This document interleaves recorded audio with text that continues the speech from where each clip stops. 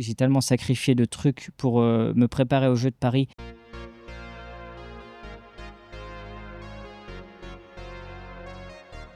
J'ai quand même travaillé en tant que livreur, entre guillemets, Uber Eats, avec un handicap parce qu'il fallait ramener un peu de sous. Donc, mais ouais, c'est vraiment pas facile tous les jours, mais on accepte. Pareil, la prépa mentale sur ça m'a vraiment aidé. C'est vraiment, je suis plus le même athlète que j'étais il y a moins d'un an. Parce que j'étais tellement à fond, vraiment à fond. J'ai tellement sacrifié de trucs pour me préparer aux Jeux de Paris.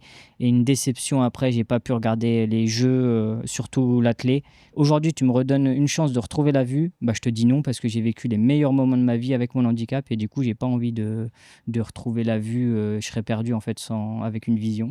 Malheureusement, on parle plus des champions olympiques que des champions paralympiques. J'ai eu espoir avec Paris 2024 et je me suis dit il y avait tellement de hype avec les Paralympiques, mais actuellement et encore on est pas mal à se plaindre après des Jeux. Bon, en fait il y a plus personne s'intéresse, donc c'est même pas. Je pense que tu as des opportunités si tu es le meilleur de meilleur, comme un Kevin Mayer qui chez les valides qui vit très bien sa vie. En fait c'est le haut du panier qui vit bien, mais en Paralympique c'est à peu près pareil. Il doit y avoir 2-3 athlètes qui sont bien vus, mais le reste, ils sont dans l'ombre. Et c'est pour ça que je me suis mis sur les réseaux. Je pense que le sport, ça m'a vraiment sauvé la vie, hein. Je vais pas le cacher. Si c'est pas pour la performance, je pense que vu mon milieu d'où je viens, j'aurais mal tourné sans le sport. Et si échouer était un art? Je suis Clément Socky et chaque semaine je vous emmène à la rencontre de sportifs, entrepreneurs et artistes qui ont transformé leur crise en opportunité pour vous aider à maîtriser cet art et réussir selon vos propres critères. Aujourd'hui, on se retrouve avec Christian Lacointe, athlète de haut niveau en athlétisme et étudiant en école de kiné. Dans cet épisode, il nous partage sans filtre les sacrifices qu'il a dû faire pour atteindre le haut niveau et tenter de participer aux Jeux de Paris. On revient sur la difficulté des sélections pour l'équipe de France et de son dilemme de changer de nationalité sportive malgré l'envie de concourir sur le drapeau français. On parle aussi de préparation mentale. Il nous explique comment elle l'aide à transformer ses échecs en force, à mieux gérer ses émotions et à utiliser la visualisation pour améliorer ses performances. Avant de commencer l'épisode, un grand merci. Vous êtes de plus en plus nombreux à écouter Crisis, mais plus de 80% d'entre vous ne sont toujours pas abonnés. Si c'est ton cas, clique sur s'abonner, c'est gratuit et ça vous permet d'être au courant des nouveaux épisodes, mais pour nous ça change tout. Parce que plus on est nombreux, plus les invités acceptent et plus on peut avoir des invités de qualité comme Christian aujourd'hui. Merci à tous ceux qui prennent le temps de le faire. Bon épisode. Christian, bienvenue sur Crisis, comment tu vas? Salut Clément, ça va très bien et toi? Bah écoute, ça va super, je suis encore heureux de faire un épisode avec un très bon athlète et tu m'accueilles chez toi en plus, donc on va faire un très bon épisode aujourd'hui, je l'espère. Merci de ta présence, merci de m'avoir contacté, moi ça me fait plaisir. Merci de m'avoir accueilli, justement, je le disais. Pour commencer, j'aime bien faire un peu un rapide résumé avant de te laisser te présenter pour ceux qui nous écoutent. Je suis venu te voir parce que du coup, tu es aussi suivi par Héloïse Terek, c'est un peu comme ça qu'on a été mis en relation. C'est un peu le running gag avec quelques invités qui sont passés derrière le micro. Tu es un athlète de haut niveau. Tu es aussi étudiant en kiné à côté, donc j'avais noté quelques points qui sont intéressants ou sur lesquels j'aimerais bien revenir par rapport à ton parcours pendant l'épisode, que ce soit au niveau de ta carrière sportive, mais aussi en dehors. Peut-être aussi ce qui touche autour de la routine et de la prépa mentale. Est-ce que déjà ce plan dans les grandes lignes te va pour continuer ? Moi ça me va très bien, c'est un super plan même. Et bah parfait, alors on va commencer et dérouler comme je le fais à chaque fois. Du coup, je te laisse te présenter pour ceux qui nous écoutent et aussi te présenter en dehors de ce que tu fais, donc en dehors des kinés et de l'athlète si tu as envie. Eh ben, moi, c'est Lacointe Christian, j'ai 27 ans, bientôt 28 en octobre. Je suis sportif en athlétisme, handisport et même chez les valides. Moi, j'ai fait beaucoup de trucs en athlé, mais maintenant, je suis spécialisé dans le 400 mètres et le saut en longueur. Je suis aussi à côté, je suis étudiant en 4e année de kiné, du coup, l'avant-dernière année de kiné, sur Paris, précisément à Villejuif. Et à côté de ça, je suis entraîneur. Du coup, j'entraîne. Alors, cette année, j'ai entraîné le loisir chez les adultes dans mon club. Mais j'ai des diplômes. J'ai commencé à entraîner les petits de baby jusqu'à 10-12 ans, même un peu plus haut. Et puis plus tard, quand je serai kiné, j'encadrerai les plus grands parce que j'aime bien transmettre toujours. Et du coup, voilà, je suis... alors moi, je viens de Nancy, j'ai mon appart à Nancy où que je t'accueille. Et j'ai pareil, j'ai une jeunesse assez atypique, j'ai eu des études assez atypiques, un parcours de vie assez atypique. Donc s'il faut rentrer dedans, on rentrera dedans. Mais voilà. Pas de souci. Et on va essayer de creuser tout ça. Merci pour la présentation assez large et explicite. Justement, ce qui est intéressant, et je viens de voir aussi pour ça, parce qu'on parle, à travers Crisis, on essaie de comprendre un peu la résilience et comment transformer des crises en opportunités et tout ça. Je sais que tu m'avais dit que ta déficience visuelle n'était pas de naissance, donc tu as déjà fait d'autres sports avant. Euh, pour commencer, entre guillemets, ton parcours avant d'en arriver à ce que tu fais aujourd'hui, c'était quoi tes premiers sports et est-ce que c'était différent de l'athlète déjà dans un... Alors, mes premiers sports, alors moi, je suis une personne de l'aide sociale à l'enfance. Du coup, j'ai pas grandi avec mes parents, ni mon père, ni ma mère, parce que mon père a fait de la prison, ma mère pouvait pas me garder question financière. Donc, du coup, j'ai été baladé de famille d'accueil en famille d'accueil. Du coup, j'ai fait pas mal de sports. Et ma première famille d'accueil m'avait mis au judo. Et du coup, j'ai été placé vers 3 4 ans. Comme mes frères et sœurs, on a tous été placés. Du coup, au judo, j'ai commencé par le judo et après, directement, ma deuxième famille d'accueil, le père de famille d'accueil, entre guillemets, il faisait de la boxe. Et du coup, j'étais vraiment baigné dès 4 ans dans la boxe jusqu'à mes 13 14 ans. J'ai fait en compétition.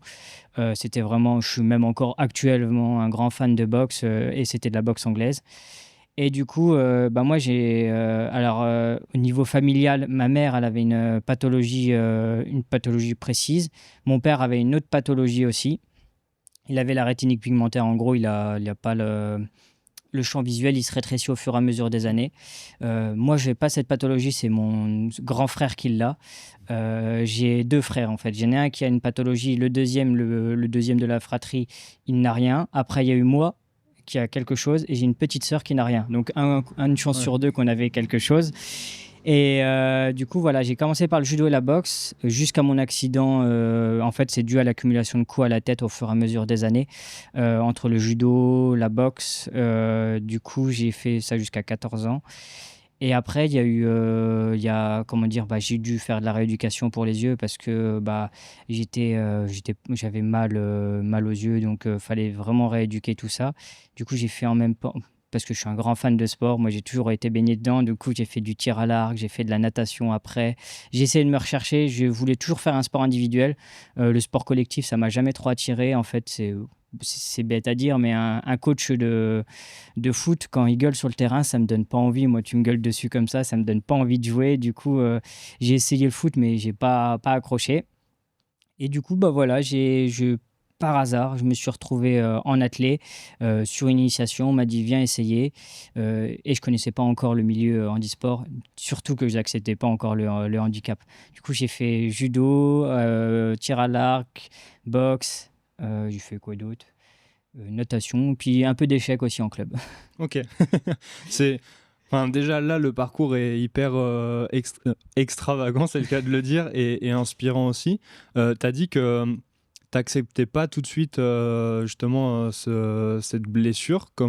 Combien de temps est-ce qu'aujourd'hui tu l'acceptes et combien de temps t'as mis pour réussir déjà à voir ça plus comme une force qu'une faiblesse entre guillemets?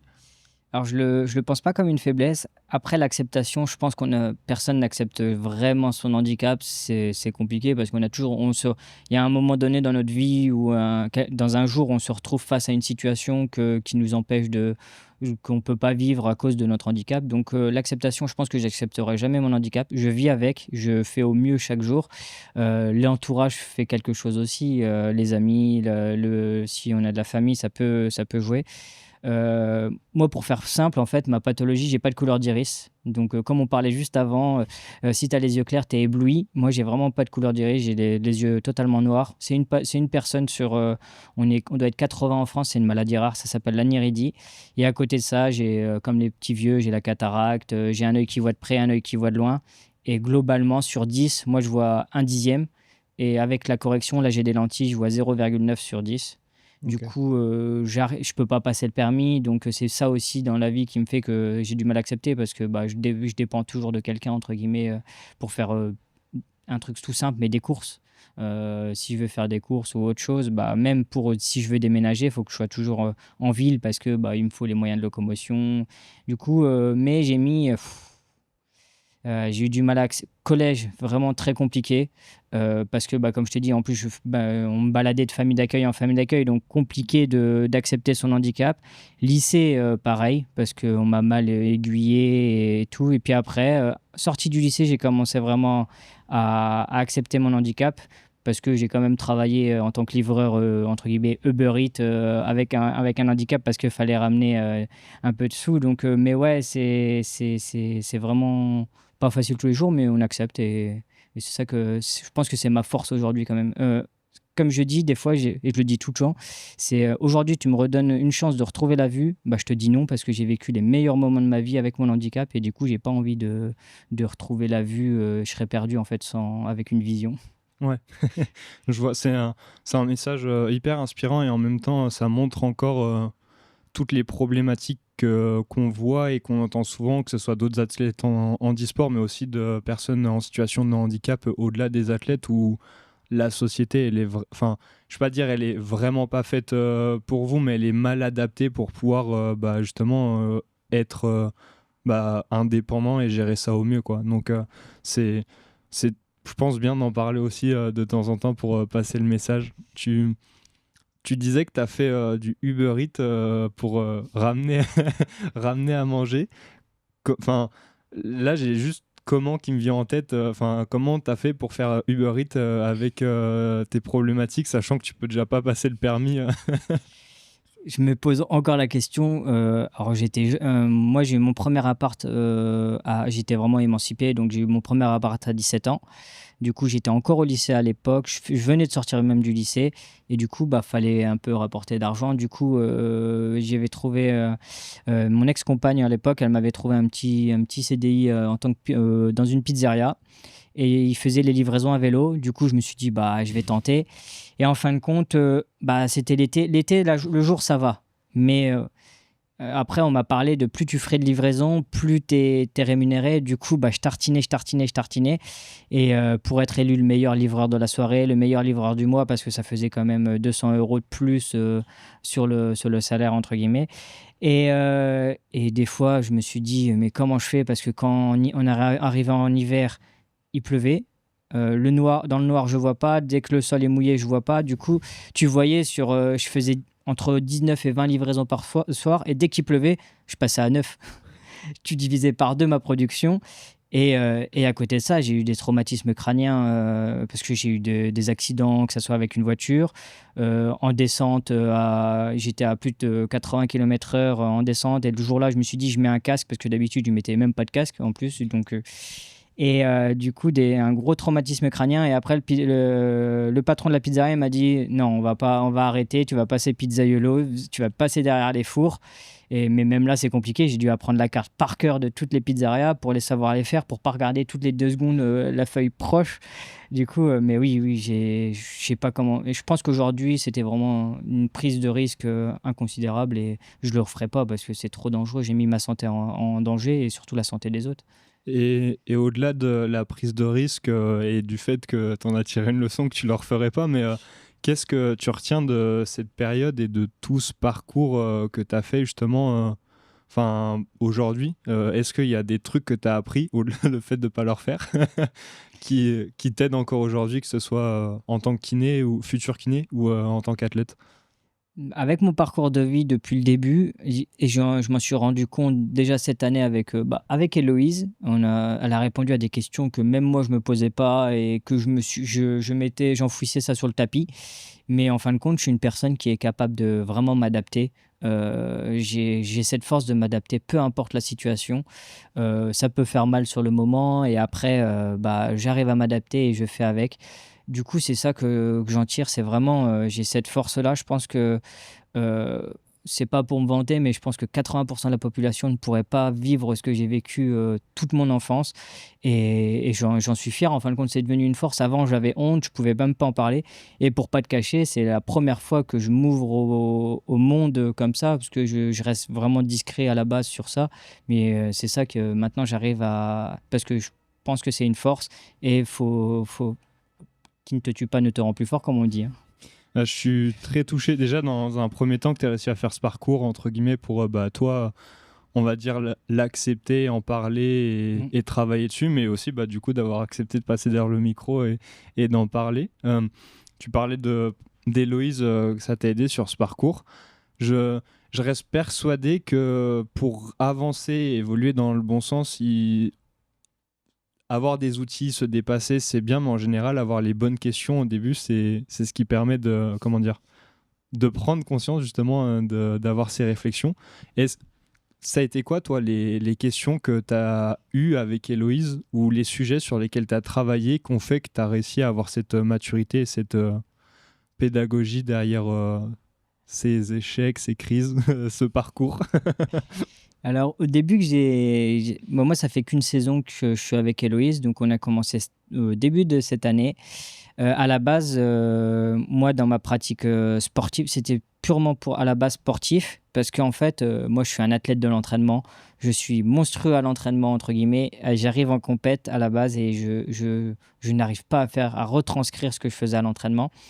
À la base, c'était ça le plan, entre guillemets.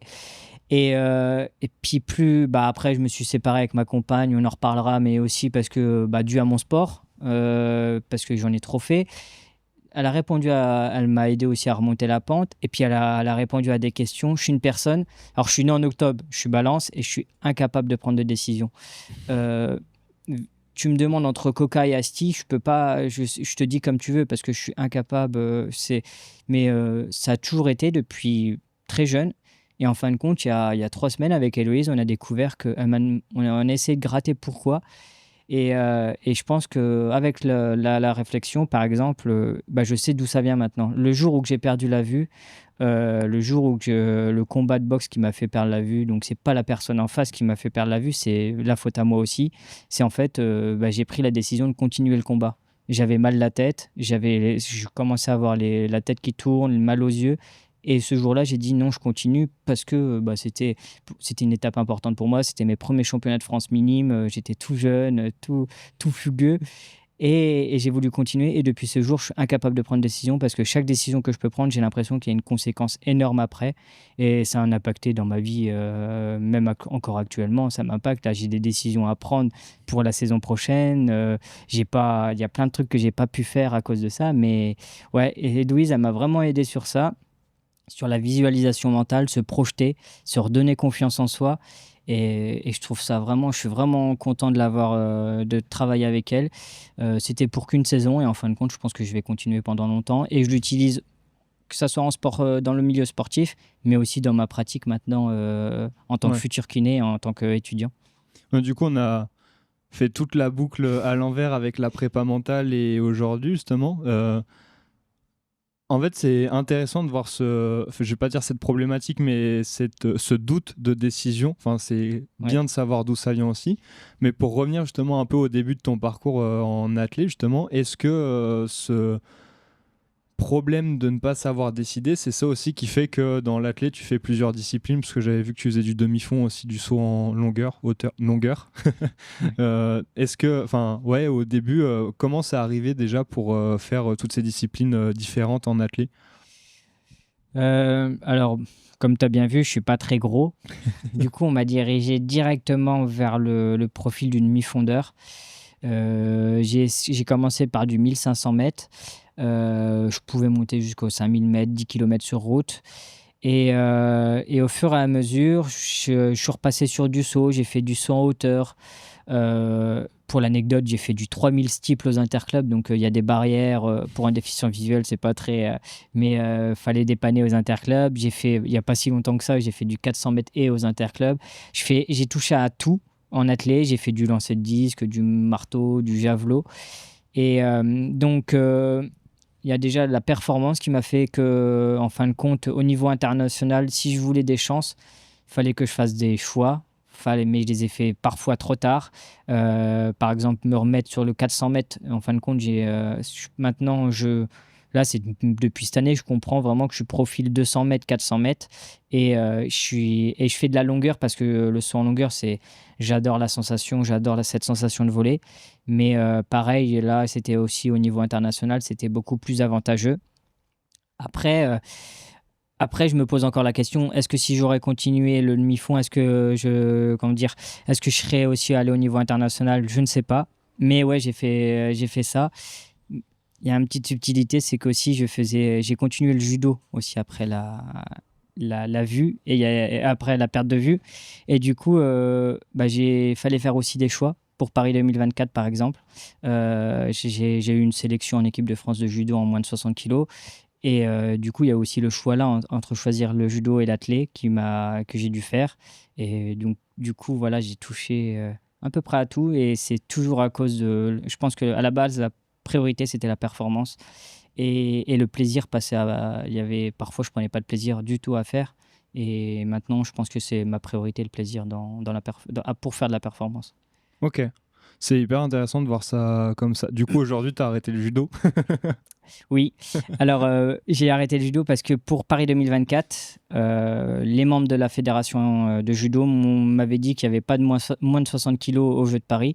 Du coup, je me suis dit, bah, quitte à tenter en athlé et tenter en athlé et arrêter le judo à côté. Et en fin de compte, il y a eu les moins de 60 kilos au judo à Paris. J'ai pas eu de regrets. Mais voilà, comme je t'ai dit, hein, j'ai mis mon année de kiné entre parenthèses pour préparer les Jeux. Du coup, bah, j'ai tout tenté et maintenant, le chemin se poursuit malgré des déceptions, mais j'essaye, je m'améliore. Du coup, maintenant, tu disais, tu es dans un mindset différent qui est de prendre du plaisir pour performer et non performer à tout prix comme ce que tu faisais avant. Maintenant, c'est quoi tes gros objectifs sportifs et c'est quoi les échéances justement et dans quelle discipline? C'est tellement passé de choses cette année qu'à la base, moi, c'est pareil. C'était vraiment. Je pense que j'ai pareil. La prépa mentale sur ça m'a vraiment aidé. C'est vraiment. Je suis plus le même athlète que j'étais il y a moins d'un an.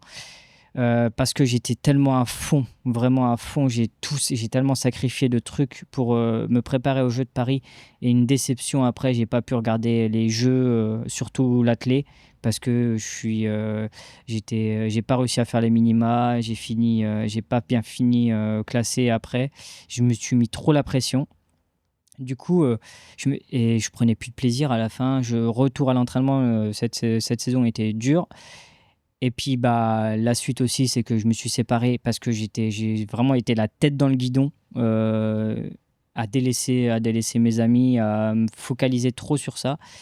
Et puis bah, en fin de compte, j'ai remarqué que c'est pas comme ça que la performance venait, c'est vraiment en prenant du plaisir. Et cet hiver, j'ai fait la pire saison hivernale depuis 10 ans. Et là, cet été, je commence à remonter la pente. Je prends du plaisir à l'entraînement. Je suis content d'aller à l'entraînement. Et déjà, l'entraînement, c'est une thérapie pour moi. Mais maintenant, je priorise les études aussi, parce que je suis kiné dans moins d'un an. Et je vais pas me mettre. J'ai pas envie de sacrifier tout pour l'athlé. Maintenant, je fais maintenant, je priorise beaucoup plus de trucs et je m'ouvre beaucoup plus de trucs et je remarque que je performe. Donc là, l'idée, c'est les championnats de France de cet été. S'il y a les championnats du monde cet été, bah, pourquoi pas. Et j'aimerais bien, mais ça, c'est vraiment parce qu'en début de saison, je te dis, j'aurais voulu arrêter ma carrière, mais maintenant, en fin de compte, j'ai envie de la continuer, mais juste en prenant du plaisir. Si la performance est là, c'est cool. Si elle n'est pas là, j'aurais aucun regret. Et voilà. Et côté de ça, c'est que bah, à la base, moi, je voulais représenter la France. Mais les minima, on est en France, je sais pas, même si tu as déjà vu chez les valides, c'est exorbitant. Ouais, justement, j'allais te demander, c'était la question d'après, comment ça se passait en termes de sélection, que Et ce soit pour ben, les championnats ou pour les Olympiades.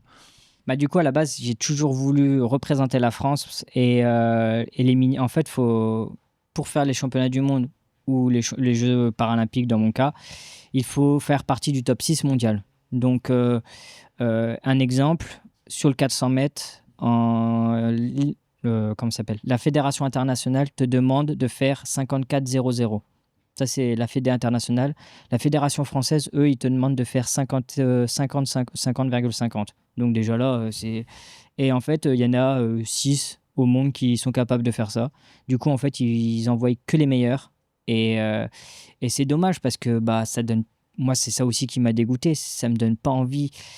Déjà, ça donne pas envie de poursuivre parce que c'est tellement. Moi, mon record là actuel, ça fait 2 ans que je me suis mis sur le 400. Il est à 55,02. Et du coup, pour moi 5 secondes, c'est énorme. Et, euh, et du coup, j'ai été. Alors, l'année dernière, j'ai été appelé par la fédération luxembourgeoise. J'ai refusé parce que je me suis dit non, je veux encore, j'y croyais encore pour la France. Et en fin de compte, bah là, il y a la fédération algérienne qui m'a contacté parce que j'ai des origines aussi du côté de ma mère. Et du coup, là, je suis en train de voir pour me naturaliser ou avoir la double nationalité là-bas pour représenter. Parce qu'avec 50, avec mon record personnel, je pars au jeu facilement et même au championnat du monde facilement. Ouais. Du coup, C'est en fait d'un point de vue extérieur ou quand on côtoie pas trop, même quand on regarde les sports, on se dit 5 secondes, c'est bon. Mais en fait, quand on est un peu plus à l'intérieur, ouais. en fait, 5 secondes quand t'es en début de carrière, ça va, c'est facile. Mais 5 secondes quand on va dire tu t'entraînes bien régulièrement, Ouais. vraiment même un centième de seconde, c'est l'horreur à gratter quoi. Donc 50 secondes, par rapport à moi, un mec qui court en 50 et moi qui cours en 55, il me met 50 mètres. ouais. Du coup, c'est. Et en fait, c'est intéressant de voir ça parce que c'est la deuxième fois que j'entends ça aussi. Justement, je suis en discussion avec un autre invité qui fait du sport aussi à haut niveau et qui lui a changé enfin pas de nationalité, mais qui a changé de drapeau pour les championnats du monde.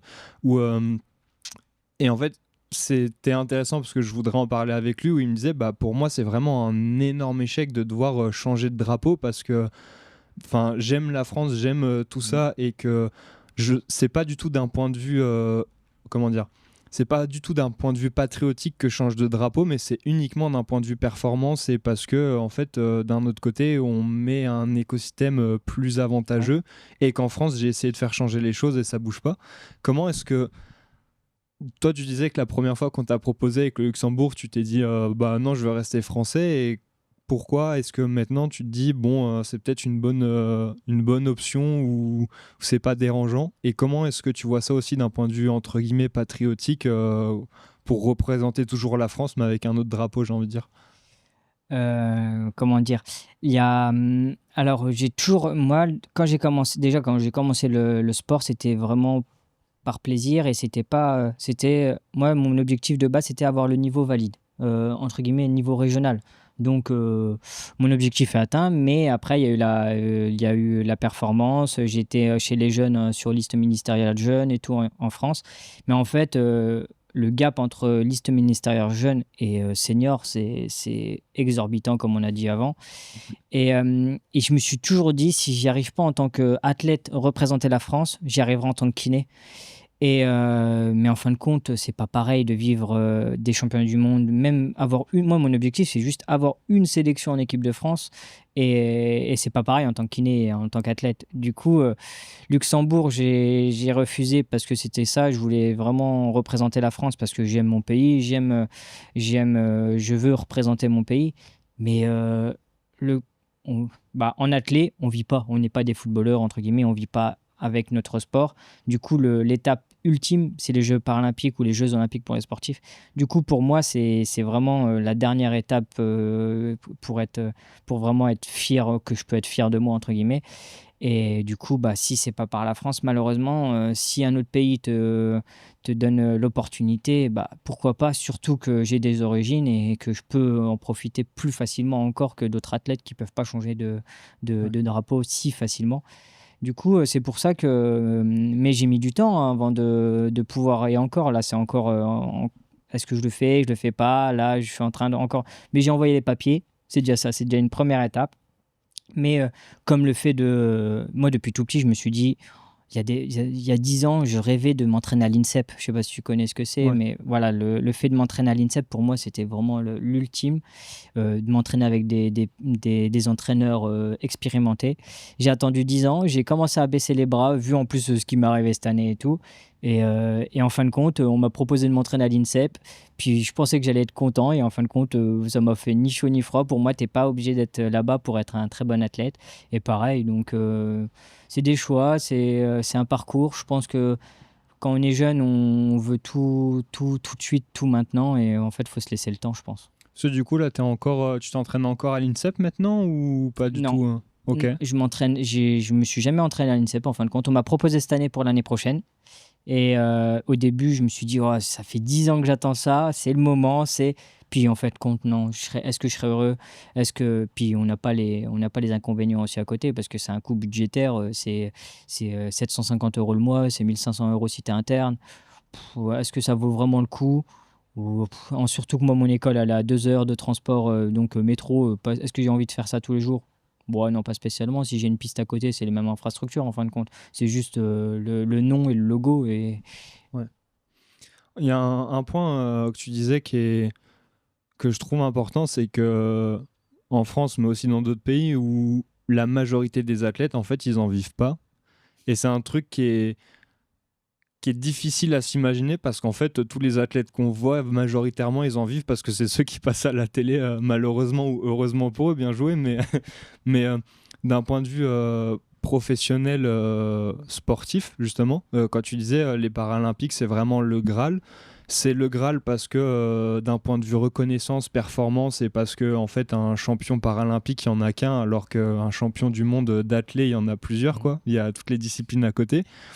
Mais est-ce que c'est aussi un Graal d'un point de vue, j'ai envie de dire, carrière, où ça permet de débloquer aussi d'autres choses? alors, bah déjà, je pense que déjà personnellement, être champion paralympique, c'est une fierté en tant qu'athlète à soi. Malheureusement, on parle plus des champions olympiques que des champions paralympiques. J'ai eu espoir avec Paris 2024 et je me suis dit, il y avait tellement de hype avec les Paralympiques, mais actuellement, et encore, on est pas mal à se plaindre après des Jeux.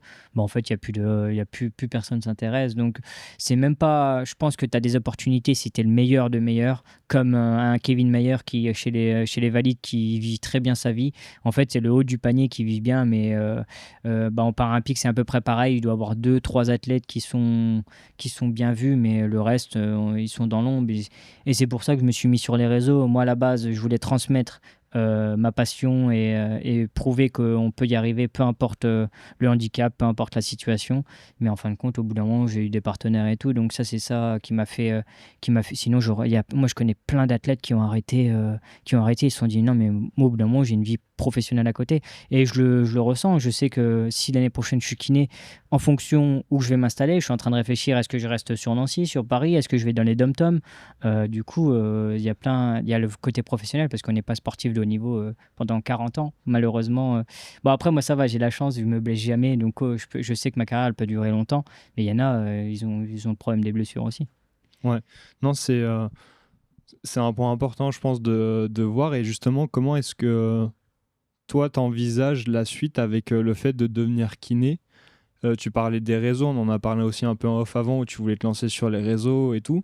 Euh, Enfin, c'est quoi la suite, entre guillemets, pour toi avec les études et la carrière de kiné et la carrière sportive? Est-ce que tu as envie d'essayer de jongler un peu avec les deux, d'être le para-athlète kiné des réseaux, tu vois? Enfin, t'as déjà réfléchi à ça, justement, ou pas encore? Alors, au début, quand j'ai commencé mes études de kiné, je voulais me lancer directement en libéral. Mais en fin de compte, ma pratique, elle a changé. Je voulais m'installer sur Nancy parce que pour moi, j'ai deux mentors kinés sur Nancy.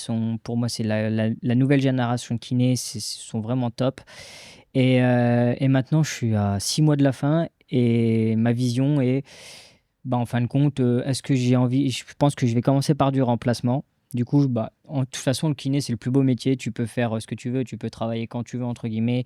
Du coup, ça, je sais que je ferai toujours mon sport. Je ferai toujours, peu importe le sport dans tous les cas, mais je ferai du sport. Ça, pour moi, c'est une thérapie, donc je suis obligé d'en faire. Mais oui, je vais essayer de continuer ma carrière le plus longtemps possible. Si au bout d'un moment, faut dire stop, hein. Déjà cette année, j'étais prêt à dire stop, mais je sais que je vais pas durer 10 ans non plus. Mais j'aimerais bien aller le plus loin possible, de prendre toutes les opportunités qu'on me donne et d'essayer un maximum sans trop regretter, sans non plus me mettre, comme j'ai fait, de la tête dans le guidon. Du coup, j'aimerais bien jongler entre les deux, mais j'aimerais bien aussi, si j'y arrive pas en tant qu'athlète, comme j'ai dit, hein, le faire en tant que kiné. Je sais que je vais me spécialiser dans la kiné du sport. Et du coup, voilà. Après, le problème, c'est que si je veux aller dans les dom-toms, par exemple, bah, l'athlé, c'est compliqué là-bas. Il n'y a pas de club, il y a pas. Du coup, c'est aussi ça à prendre en compte. Donc, à voir ce qui se passe fin de saison là, l'année prochaine, où je vais, avec qui je m'entraîne. Parce que bah, mon club ferme aussi, donc voir où je vais, c'est ça aussi les questions. Du coup, maintenant, je me projette pas, je me fais pas de faux espoirs, me dire je serai au jeu de Los Angeles. Je vais prendre petit bout par petit bout. Et c'est ce que j'ai appris avec Héloïse, c'est vraiment pas, faut pas s'enflammer en fait. Faut prendre ce qu'il y a à prendre au moment venu. Ok, je vois. Très bonne mentalité. Je pense que ça dépend de la façon de chacun Mm. d'être, tu vois. Euh, mais si c'est ce qui fonctionne pour toi, autant y aller, tu vois. Oui. Tu t'as dit que le sport, c'était... Enfin, au-delà de la carrière sportive, tu comptais faire du sport toute ta vie si possible parce que ça t'apporte beaucoup de choses. Qu'est-ce que... Ou quels sont les ponts que tu arrives à créer grâce au sport dans ta vie de tous les jours ou dans ta vie de kiné? En quoi ça t'aide? Alors, dans ma vie de tous les jours, je pense que quand on est sportif, on connaît son corps, on connaît ses limites, ou du moins presque. Je pense qu'un sportif, il se connaît par cœur. Du coup, il sait quand ça va, il sait quand ça va pas. Le mental, je pense que ça me donne un gros mental. Là, moi, j'ai fait un stage entre guillemets dans un service lourd où j'ai pu voir de la réanimation, des soins palliatifs, oncologie, donc vraiment et je pense que j'aurais pas fait de sport psychologiquement. Je rentrais le soir, déjà s'il y avait pas le sport, mais c'est dur, faut pas rentrer avec le malheur aussi chez soi. C'est comme ça, malheureusement, c'est la vie. Du coup, faut mettre aussi la part des choses de côté. Et je pense que le sport, ça m'aide bien dans ça. Et je pense que le dépassement de soi, ça c'est hyper important. Je pense que le dépassement de soi, ça m'a vraiment aidé avec le sport. Du coup, je pourrais t'en dire. Je pense que le sport, ça m'a vraiment sauvé la vie, hein. Je vais pas le cacher. Si c'est pas pour la performance, je pense que vu mon milieu d'où je viens, j'aurais mal tourné sans le sport. Non, c'est... J'aime beaucoup la partie dépassement de soi que tu parles parce que j'en parle un peu depuis récemment sur quelques épisodes et aussi en dehors où à la base quand j'avais lancé Crisis j'avais appelé ça pour comprendre les clés de la résilience et de la performance et en fait en avançant je me suis rendu compte que c'était pas ça. Alors la résilience oui mais pas la performance parce que la performance c'est ce que tu disais avant que tu as travaillé avec Héloïse, c'est quand tu cours après quelque chose d'extérieur pour te nourrir à l'intérieur, donc un podium, un chrono ou les JO. Alors qu'en fait, le dépassement, c'est juste chercher à être meilleur que la veille, mais pour soi personnellement, donc travailler de l'intérieur pour après répandre ça à l'extérieur, tu vois. Je Et suis d'accord, et surtout ne pas remettre la faute. Il y a des performances, mais c'était même pas de ma faute. C'était soit la faute du vent, soit la faute du temps, soit la faute de la programmation qui était peut-être mal faite. Mais c'était même pas ma faute que, en fin de compte, faut aussi faut savoir se remettre en question. Et maintenant, j'arrive à me remettre en question, que ce soit dans ma pratique de kiné ou dans ma pratique personnelle. Et c'est ça, je pense d'où la résilience et le dépassement de soi rentrent en compte. C'est se dépasser soi, et si ça va pas aujourd'hui, bah, ça ira mieux demain alors. tu dirais que du coup, la remise en question, peut-être pas permanente, mais j'ai envie de dire régulièrement, c'est ça qui te permet d'être aussi résilient et de te dépasser encore aujourd'hui? Ah oui, la remise en question. Je le faisais pas, j'y pensais pas. Je savais me remettre en question, mais je suis une personne, bah, comme je t'ai dit, je sais pas prendre de décision, je mets tout sous le tapis, on verra ça plus tard. Et vu les derniers mois, vu les tout, mais en fait, ça m'a bien remis en question, et j'ai su me poser et me dire, mais qu'est-ce que tu veux vraiment? Qu'est-ce que tu veux faire? Et est-ce que tu veux... En fait, la priorité, c'est d'être heureux dans ce que tu fais, d'être heureux dans qui tu veux devenir.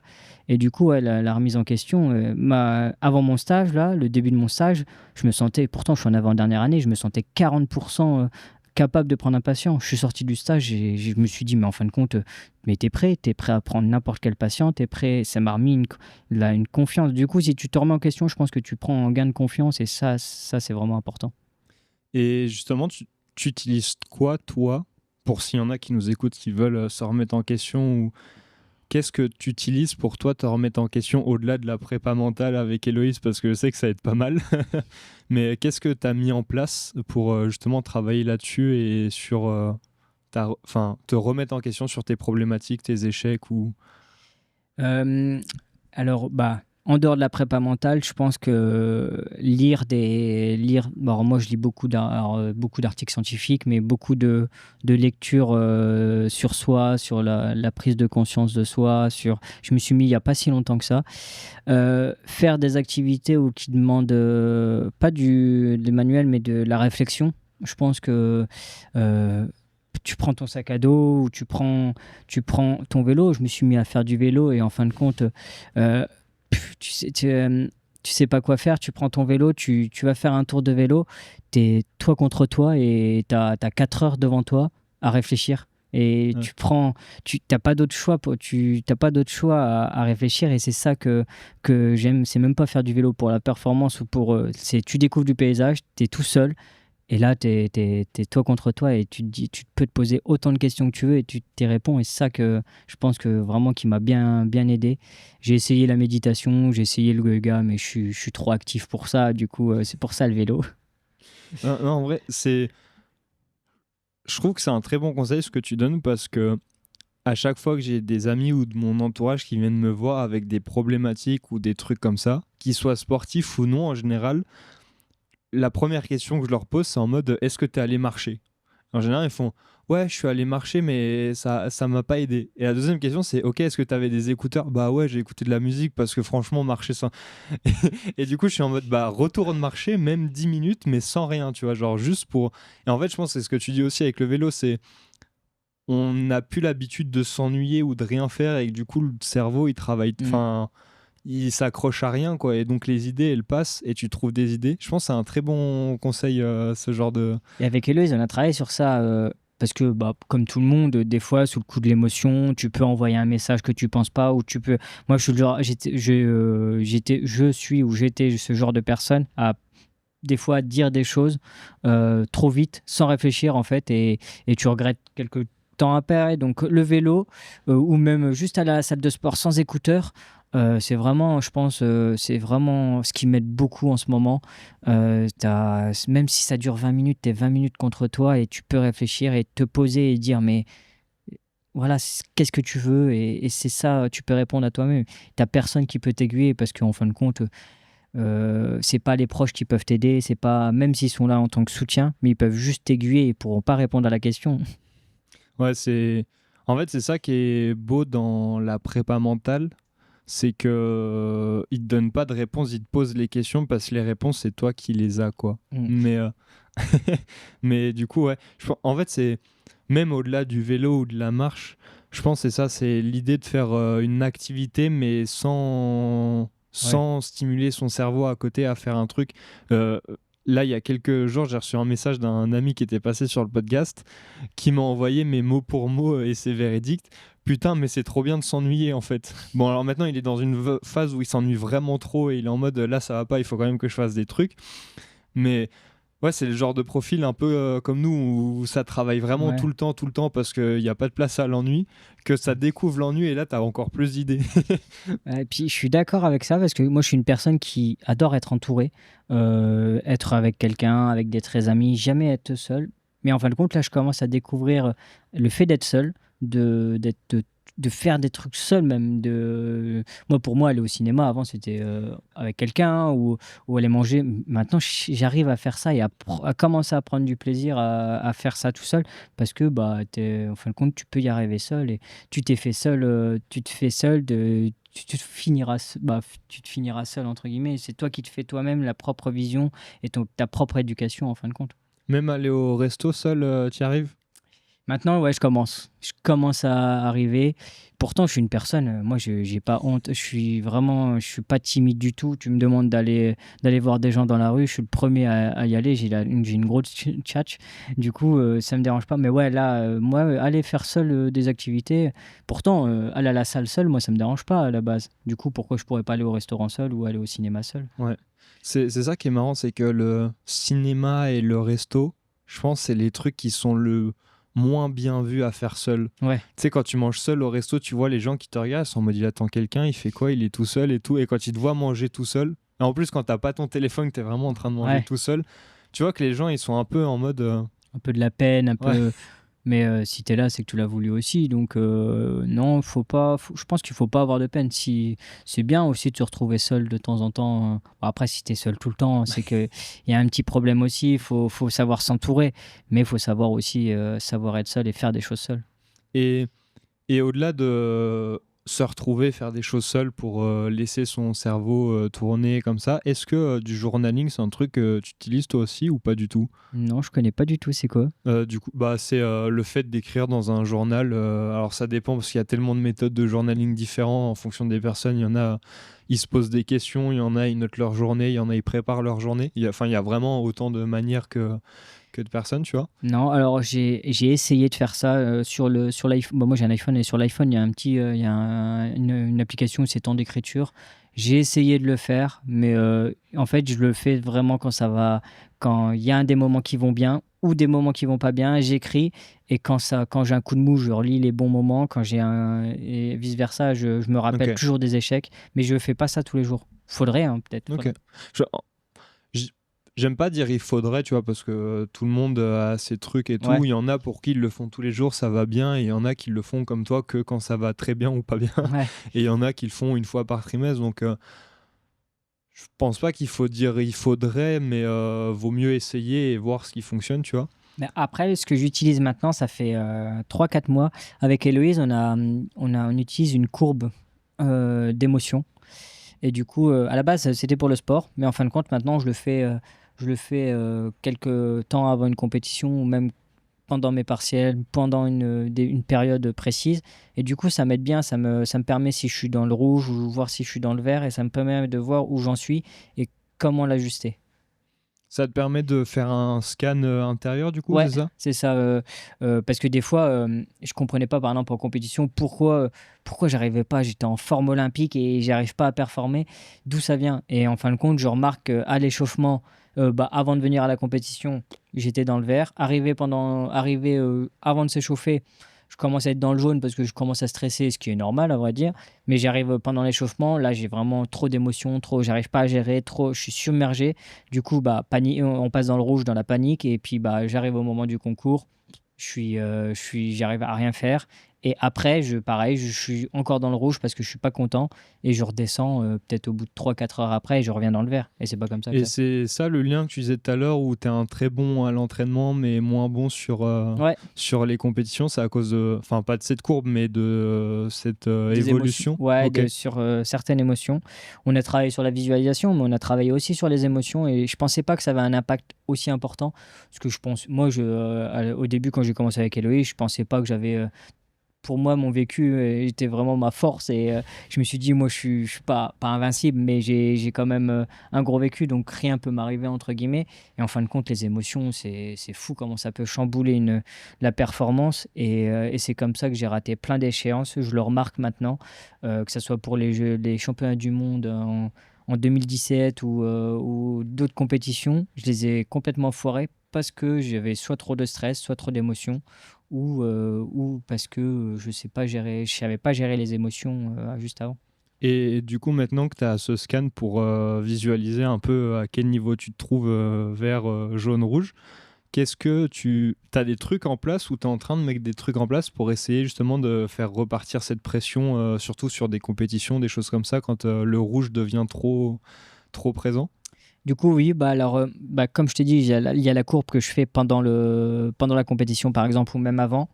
Et je mets ça en place. Du coup, ça me permet de voir où je suis. Si je suis trop stressé, j'essaye de me poser, de me poser 5 minutes, d'écrire. Je me suis mis aussi à écrire, entre guillemets, quand ça va pas, qu'est-ce que je ressens à l'instant T.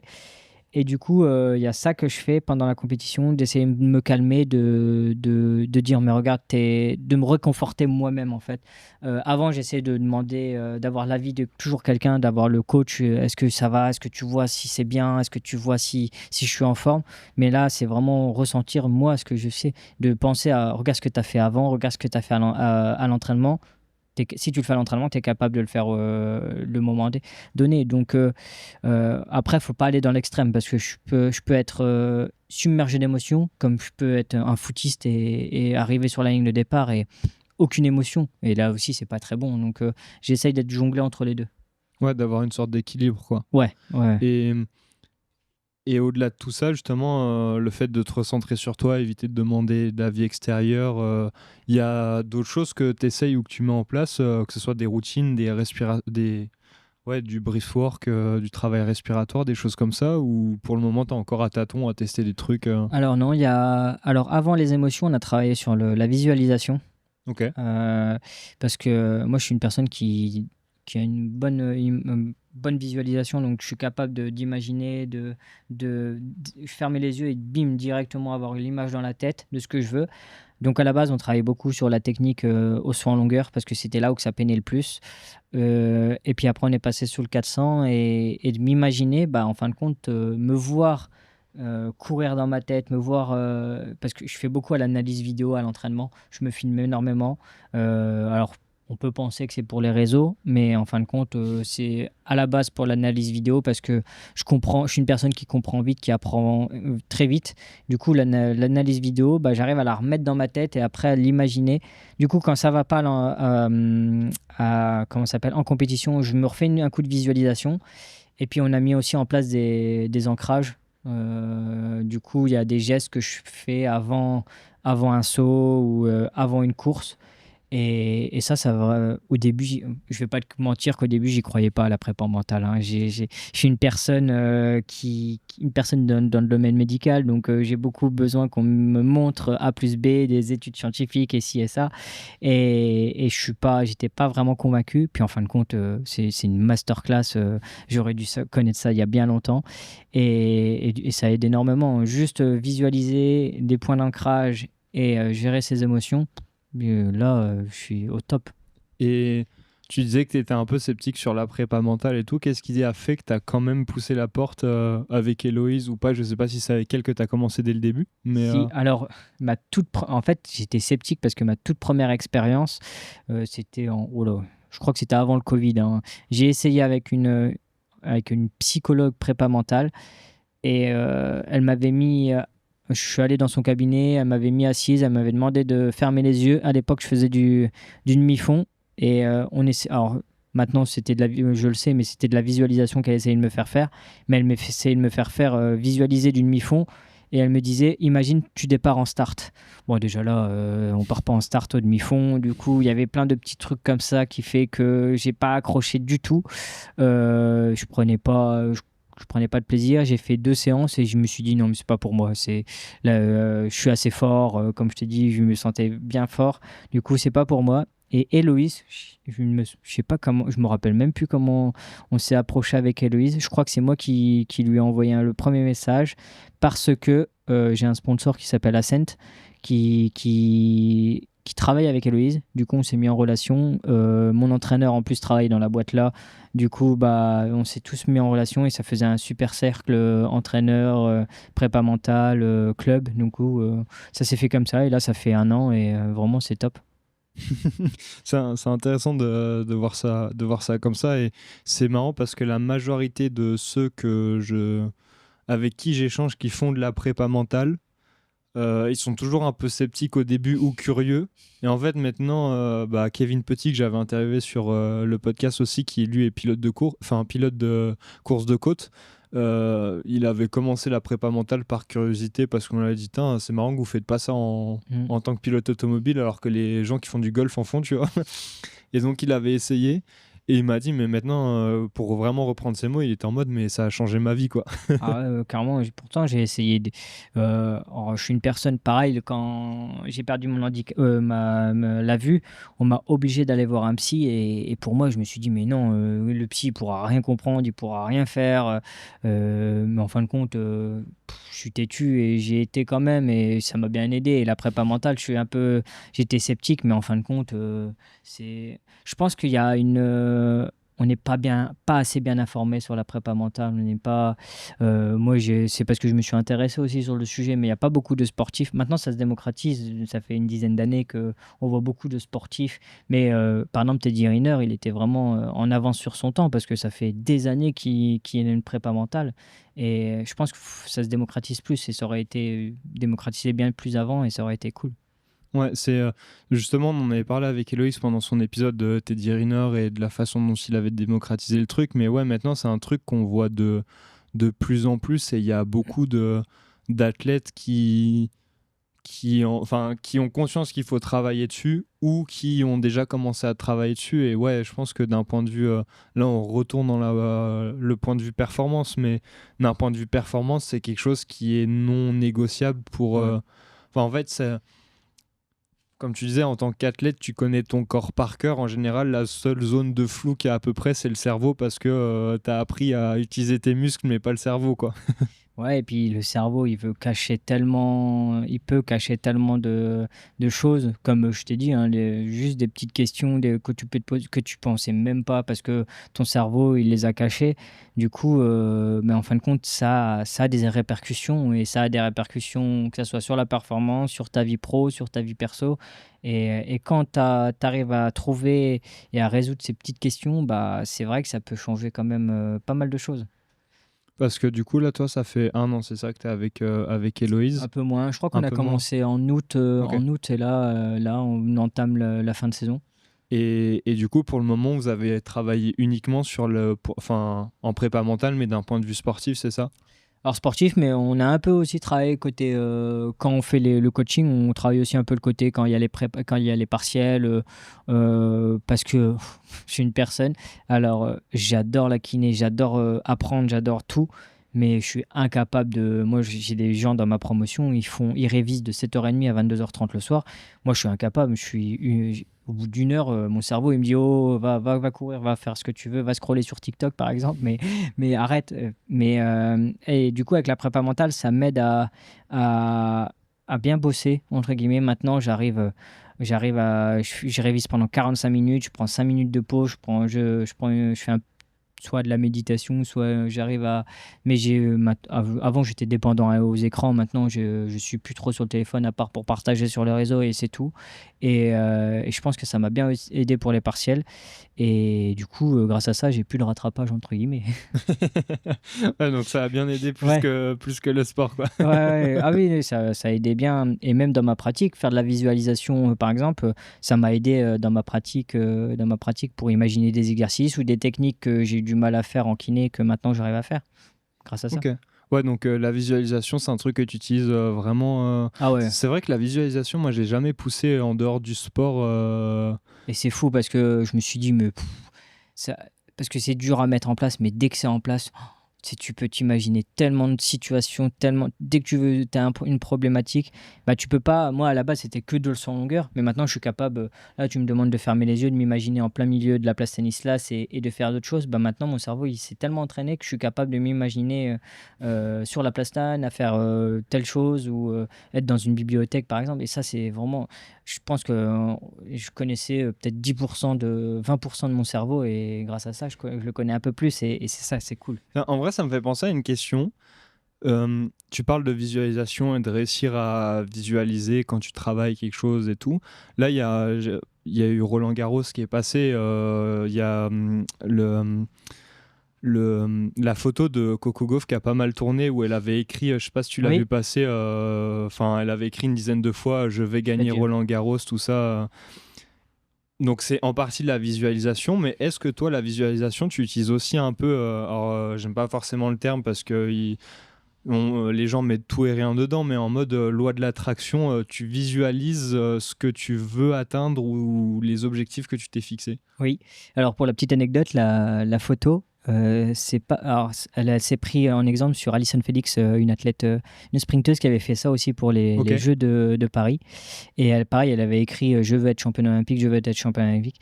Et ouais, c'est vrai que je trouve que cette technique est pas mal. Alors moi, je l'écris pas, mais par contre, je m'imagine, par exemple, sur mon 400 mètres. je m'imagine toute la course, mais et dès que je suis arrivé, je m'imagine aussi le chrono qui s'affiche et qui affiche le chrono que je veux. Alors, je vais pas faire un gros chrono de passer de 55 à 50 secondes.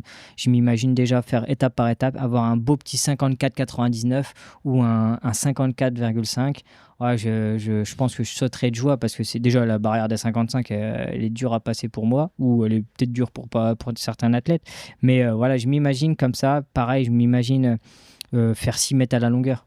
Ce fameux 6 mètres, pour moi, c'est une grosse barrière. Et c'est ce qu'on a eu du mal à travailler avec Héloïse. Mais ouais, je m'imagine beaucoup voir le mètre et écrit 6 mètres dessus. Et je trouve ça vraiment fascinant à faire et à réaliser. Du coup, ouais, la visualisation sur ça, j'arrive à le faire. Et ça, c'est cool. C'est c'est hyper intéressant parce que moi, j'avais jamais poussé le truc là dans le sens là à ce point. Et je l'ai jamais appliqué comme ça. Alors du coup, avec la photo de Coco Gauff, je l'ai fait aussi où j'ai écrit pour test et je me suis dit, bon, il y a plein de gens qui le font, alors autant tester. De toute façon, ça coûte rien à part 30 secondes à Ouais, écrire voilà. 4 mots, tu vois. mais, mais est-ce qu'il n'y a pas un risque, enfin je sais pas, tu vois, comment tu gères ça, ou quand tu me dis, bah j'imagine jusqu'au chrono que je vois s'afficher quand je finis, comment est-ce que tu réagis quand tout se réalise, entre guillemets, ou presque, sauf le chrono? Alors je pense que quand tu dépasses le chrono que tu avais visualisé, tu es content, mais quand tu fais un chrono moins bon ou que ce que tu avais visualisé, comment est-ce qu'il n'y a pas on va dire une question d'équilibre là-dedans pour éviter de tomber dans le...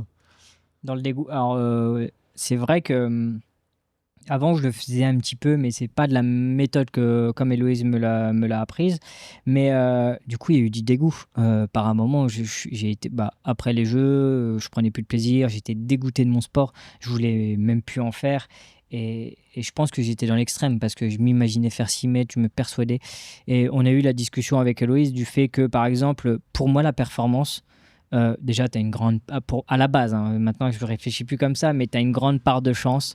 Parce que les athlètes de haut niveau, en fin de compte, ils ont des capacités déjà de base extraordinaires. C'est pas l'entraîneur qui fait l'athlète, mais l'athlète qui fait l'entraîneur pour moi. Et donc, tu as une grande part de chance. Après, tu avais une grande part de météo si tu es bien. Et puis, tu avais ta performance à toi. Et du coup, maintenant, j'arrive à relativiser et à me dire si tu n'y arrives pas aujourd'hui, peut-être que tu y arriveras demain. Et si tu n'y arrives pas, c'est que t'étais pas destiné à ça ou t'étais pas. Mais j'arrive. Si je fais pas 54 demain, par exemple, en compète, je serais pas déçu parce que j'aurais donné tout ce que j'avais à donner au moment venu, le jour même. J'aurais gardé ma même routine, j'aurais imaginé. Et si c'est pas là, c'est pas là. Et j'ai pas à regretter en fin de compte parce que tu as tout donné. Pourquoi regretter si t'as même si je fais pas les jeux, même si j'ai jamais de sélection, pourquoi je devrais regretter de ce que j'ai tenté jusqu'au bout de faire et pris Ouais. de plaisir surtout. Ouais, le plus important. Le plus important. Et tu parles de la part de... Alors, la part de chance est non négociable. Enfin, dans tout ce qu'on fait, il y a toujours une part de travail et de chance, entre guillemets. Il y a quand même beaucoup de sports où, d'un point de vue extérieur, on se dit, bah, ceux qui gagnent, c'est quand même ceux qui ont le plus de chance, quoi. Et en fait, quand tu regardes dans les stats et que tu creuses les datas et les champions et tout, tu te rends compte que c'est quand même souvent les mêmes têtes qui gagnent.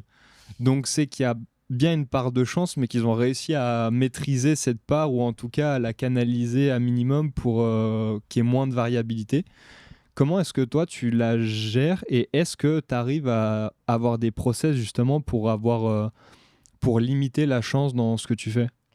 Alors, quand on pense aux athlètes ou à l'élite de l'élite, c'est vrai qu'ils ont de la chance, mais au début, je pensais que la chance, c'était vraiment sur 50%, il y avait peut-être, pour moi, il y avait 30% de chance.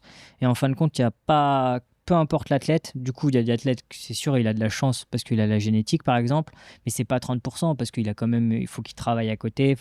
Mais ouais, c'est vrai qu'il y a deux types d'athlètes. Il y a ceux qui ont de la chance génétiquement et ceux comme moi, qui n'ai pas de chance génétiquement, par exemple, mais qui travaillent beaucoup. Donc, en fin de compte, le niveau de chance se rééquilibre, mais il n'y a pas autant. Je pense qu'il y a peut-être t'as 10% de chance et encore, hein. Si tu n'arrives pas à la saisir, bah, tu iras moins loin, c'est sûr, mais si tu arrives à la saisir, par contre, tu peux atteindre des sommets. C'est vrai qu'il y a une grande partie de chance, mais tu as quand même le travail à côté. Je pense que le travail est au-dessus de la chance. Hyper intéressant comme réflexion. Tu parles de travail justement en tant qu'athlète. Comment est-ce que toi tu travailles? Est-ce que tu as des routines justement pour, enfin d'un point de vue que ce soit pour les compétitions mais aussi pour les entraînements ou ta vie de tous les jours? Parce que quand on est d'un point de vue extérieur, déjà les athlètes c'est un peu des personnes hors normes et à part de la société, enfin du grand public on va dire, alors qu'en fait c'est des personnes comme tout le monde, c'est juste que leur agenda est un peu différent on va dire. Mais ouais, comment est-ce que, enfin une journée ça ressemble à quoi justement toi dans ta carrière en tant qu'athlète Bah, alors, avant, je suis une personne qui alors je pense que ça aussi c'est l'un de mes points forts, mais quand je suis dans un truc, je suis un gros bosseur. Je n'abandonne jamais, j'ai horreur d'abandonner. Du coup, avant je travaillais, je pouvais faire 2 entraînements par jour, me lever à 5 heures, aller à la salle pour 6 heures, revenir, aller en cours jusqu'à 17h30, aller à l'entraînement et faire ça tous les jours de la semaine, le week-end, heu, trop donner, même parfois tout donner parce que comme je t'ai dit, hein, j'avais l'impression d'avoir tout donné pour mon sport, mais mon sport me l'avait jamais rendu. Du coup, c'était là la problématique, donc faut savoir aussi jauger. Maintenant, je vais en cours la journée, je m'entraîne le soir, 2 heures à peu près, 2 heures et demie tous les jours du lundi au vendredi, parfois le samedi matin. J'arrive à prendre des jours de repos. Avant, j'en étais incapable parce que si je ne fais rien, dans ma tête, c'est que les autres athlètes s'entraînaient encore et faisaient plus que moi. Donc, même les jours de repos, des fois, c'est compliqué. Et encore, même maintenant, des fois, j'aimerais bien aller à la salle. Donc, je vais faire un tour de vélo. Je me dis comme ça, j'ai fait. En fait, j'ai besoin toujours de dopamine, dopamine, dopamine. Et des fois, c'est même trop parce que moi, je pourrais faire du sport toute la journée, à vrai dire. C'est pour ça que je pense que j'ai choisi de faire de la kiné parce que t'es actif toute la journée, t'es aux côtés d'un. Bah, moi, je veux me spécialiser dans le sport, donc t'es avec un milieu de sportif et t'arrives à te faire comprendre et tu te fais comprendre et t'es dans un milieu où t'es apaisé. Et du coup, je m'entraîne quand même plus qu'un athlète normal, entre guillemets. Mais maintenant, la récupération est importante pour moi, le sommeil est important. Moi, ça, j'ai toujours été bon sur ça, entre guillemets, sur la nutrition aussi. C'était juste la récupération que j'étais vraiment pas bon du tout. Et du coup, maintenant, et c'est pas parce que tu t'entraînes plus, c'est ce que je dis aux patients, c'est pas parce que tu en fais plus que tu vas guérir plus vite ou que tu vas t'améliorer plus vite. C'est loin de là, hein. Si tu t'entraînes plus, ça même peut empirer les choses. Du coup, faut jouer avec le juste milieu et faut ressentir, essayer de ressentir ce que tu ressens moi-même. Si tu es fatigué, par exemple, aujourd'hui, j'ai compète demain. Je me sens quand même un peu fatigué aujourd'hui, donc je vais rien faire. Je devais faire un petit footing, je ne ferai rien parce que comme j'ai envie d'être à fond demain. Ouais. Et quand tu es un athlète de haut niveau et que tu as ce truc de là, tu disais avant le repos, c'était un jour où les autres s'entraînaient de plus que moi, tu vois. Est-ce que maintenant tu as changé de mindset, entre guillemets, où tu arrives à changer, de te dire le repos, enfin, quand tu es en jour off, entre guillemets, te dire que là, tu travailles autant que les jours où tu pousses d'un point de vue récupération, mais aussi performance. J'arrive à le faire ça maintenant un peu plus. J'arrive à me dire que en fin de compte, maintenant, je le prends la récupération comme de l'entraînement. C'est fou d'en arriver à là, je trouve, mais je me dire que faire une session de botte de pressothérapie, d'étirement, parce que j'ai horreur de m'étirer, ça c'est vraiment un truc que je déteste, mais en fin de compte, c'est un entraînement. Euh, et du coup, je me prive, je me fais comme des petites amendes. Si j'arrive pas à faire un petit truc, bah, du coup, je me fais une session d'étirement. Je prends ça comme une punition, mais en fin de compte, c'est de la récupération et ça, je le fais. Après, je te dis pas, je vais pas te mentir, hein, je le fais pas tous les soirs non plus, la récupération, mais j'essaye un maximum possible de m'hydrater, du coup, oui, j'arrive à relativiser et à me dire que, bah, en fin de compte, même les autres, ils ont comment ça s'appelle, de la récupération. Et moi, j'ai la chance de jamais me blesser. Je me suis jamais blessé, une grosse Ouais. blessure, même pas une entorse, rien. Du coup, j'ai vraiment de la chance avec ça. Or que j'ai poussé mon corps des fois à des limites un peu abusées. Mais ouais. C'était quoi ces limites? Bah, euh, quand je faisais de l'athlé et que j'étais livreur, je m'entraînais le soir, mais je me tapais pratiquement 70 kilomètres de vélo par jour. Du coup, comment tu veux performer? Et j'arrivais à performer en faisant ça et je me demande comment j'ai fait parce que des fois, j'arrive à l'entraînement, je rentre et j'avais un rythme de vie. Je finissais le boulot, il était 1 heure, 1 heure et demie du matin. Je repartais le lendemain à 10 heures et je m'entraînais à 17h30 jusqu'à 20 heures. Du coup, ça te faisait des journées à rallonge.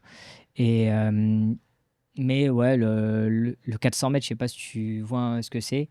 Le 400 mètres et le 800 mètres en athlée, c'est la pire épreuve. Je pense que c'est celle Ouais. où tu te connais le plus parce que ça te met dans un état, les séances spécifiques.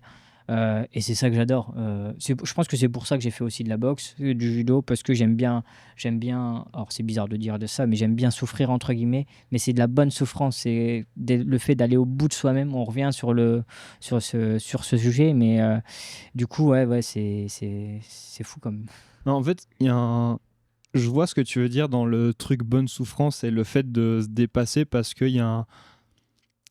Quand j'étais rentré de mon expédition en Espagne à vélo, justement, c'est un truc que j'avais écrit moi dans mon journal, mais où je reste persuadé qu'en fait, tu te connais jamais vraiment si tu te dépasses pas ou si tu vas pas voir tes limites, tu vois. Alors, le but, c'est pas de les exploser pour aller Ouais. au casse-pipe, tu vois.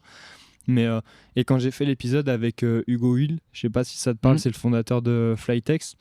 Dedans, il m'avait dit, en fait, si tu te couches sur une victoire, tu te lèves sur un échec, tu vois. Et en fait, il y a vraiment ce truc où je comprends pourquoi, quand on est athlète de haut niveau, en fait, la souffrance et on va dire l'échec, il est, j'ai pas envie de dire il est bon, mais t'aimes bien quand même Ouais. aller le voir, tu vois. Et dans cette souffrance, justement, tu disais, c'est pour ça que t'aimes bien le 400 mètres, parce que c'est probablement la pire épreuve d'athlète et que t'aimes bien souffrir. Genre, dans le sport en général, mais du coup, ça sera peut-être orienté 400 mètres, c'est quoi la souffrance que tu préfères ressentir, justement, que ce soit à l'entraînement ou en compétition, mais vraiment une souffrance due à l'activité, tu vois. Bah, je vais dire la souffrance physique quand même, parce que en fait, c'est de la bonne souffrance. Je vais te donner un exemple. Il y a 2 semaines, j'ai fait une séance de spé4. Et là, je crois que j'ai trouvé j'étais fatigué de ma journée. J'ai fait ma séance de spé4. C'est quoi une séance de spé4 du coup pour un... En gros, bah, le 400, c'est du sprint. Ok. Et il y a du lactate. En gros, le lactate, c'est de l'acide. Alors, vulgairement, parce qu'avant, c'était de l'acide lactique. Mais c'est du lactate. Et en gros, c'est un déchet que le muscle il crée parce qu'il n'a plus d'oxygène. Et ça te brûle les jambes à 300 mètres de l'arrivée. Tu as du mal à lever les genoux. C'est vraiment très douloureux. Et du coup, les séances de spé4 permettent de retarder cette montée de lactate. Du coup, si tu l'as à 300 mètres, bah, tu essayes de le retarder à 350 mètres pour essayer de garder ta vitesse au maximum. Et du coup, par exemple, la séance, là, c'était 250 mètres à bloc. Tu avais 1 minute 30 de récup. Tu avais 150 mètres à bloc. Et après, entre les deux, la première série, ça va, mais la deuxième, c'est la même. Et tu as la troisième aussi après. Et du coup, et sur le moment, c'est dur, c'est dur. Et surtout que là, moi, sur Paris, je l'ai fait tout seul. Quand tu es en groupe, tu as toujours quelqu'un devant qui te fait le lièvre. Psychologiquement, tu as l'ego masculin aussi. Tu as envie de toujours prouver. Mais là, tu es tout seul. C'est toi contre toi. C'est ta tête contre ta tête. Tes jambes avec. Si tes jambes lâchent, bah, tout lâche. Et du coup, c'était dur pendant la séance. Et quand la séance est finie, j'ai mis 50 minutes à m'en remettre. Alors moi, ça va, j'ai la chance, je vomis pas. Il y a des athlètes qui vomissent. Mais moi, j'étais au sol. Je pouvais pas me lever. J'avais la tête qui tournait. J'ai mis 50 minutes. J'ai peut-être mis 40 minutes à rentrer chez moi parce que j'étais au bout de ma vie. Mais c'est cette souffrance. Et puis, en fin de compte, 1 heure et demie après, tu te sens bien. T'as vraiment toute la dopamine, vraiment tout qui est au max. Et tu te sens très bien. Mais je pense que c'est une souffrance tellement haute que j'aime bien, mais par contre, ça ne dépassera pas la souffrance mentale. Je pense Ouais. que j'ai découvert cette souffrance mentale. Je suis jamais, avant tout ça, tout ce qui m'est arrivé, j'étais jamais tombé en dépression. Et je pense que je suis tombé en dépression en début de saison. Et c'est vraiment, c'est horrible. C'est Ouais. vraiment la souffrance physique, elle est bien. Ça dure pas longtemps, et ça c'est cool.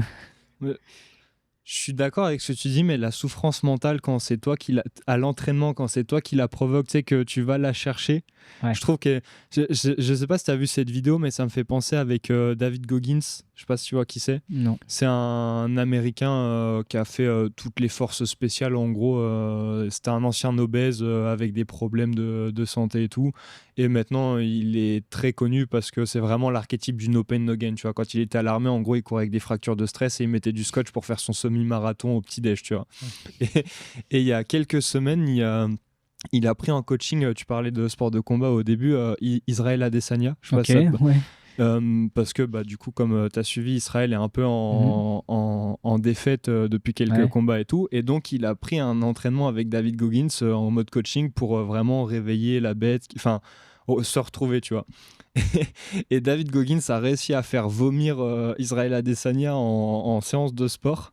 Vraiment, Israël est devenu hyper pâle et tout. Et David Goggins transpirait même pas alors qu'ils faisaient la même séance. Et le mec de la sécurité d'Izzy, il fait Tain, mais Goggins, il transpire même pas, genre c'est facile, tu vois.